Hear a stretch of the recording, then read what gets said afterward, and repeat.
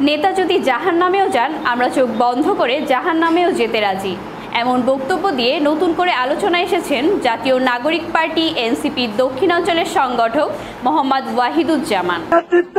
তিনি যদি জাহান্নামেও যায় আমরা তার পিছনে চোখ বন্ধ করে জাহান্নামে চলে যেতে পারবো। শুক্রবার 11 জুলাই রাতে খুলনার খালিশপুর পিপলস চত্বরে আয়োজিত এক সভায় দলটির কেন্দ্রীয় সদস্য সচিব মোহাম্মদ আক্তার হোসেনকে পরিচয় করিয়ে দিতে গিয়ে একথা বলেন। বক্তব্য চলাকালে উপস্থিত নেতাকর্মীরা হাততালিতে তার সমর্থন জানান। বক্তব্যটি মুহূর্তেই ছড়িয়ে পড়ে সামাজিক মাধ্যমে। এ বক্তব্যকে ঘিরে রাজনৈতিক মহলে মিশ্র প্রতিক্রিয়া দেখা দিয়েছে। কেউ কেউ একে অন্ধ আনুগত্যের বহিঃপ্রকাশ হিসেবে দেখছেন, কেউ বলছেন এটি নেতা নির্ভর রাজনীতির ভয়াবহ দৃষ্টান্ত। এর আগে সন্ধ্যায় নগরীর শিববাড়ি মোড়ে জাতীয় নাগরিক পার্টির কেন্দ্রীয় কর্মসূচির অংশ হিসেবে জুলাই পদযাত্রা অনুষ্ঠিত হয়। সেখানে দলের আহ্বায়ক নাহিদ ইসলাম বলেন, ছাত্রদের বিরুদ্ধে ষড়যন্ত্র হচ্ছে। আরেকটি দল চাঁদাবাজি ও লুটপাটের স্বাধীনতা দাবি করছে।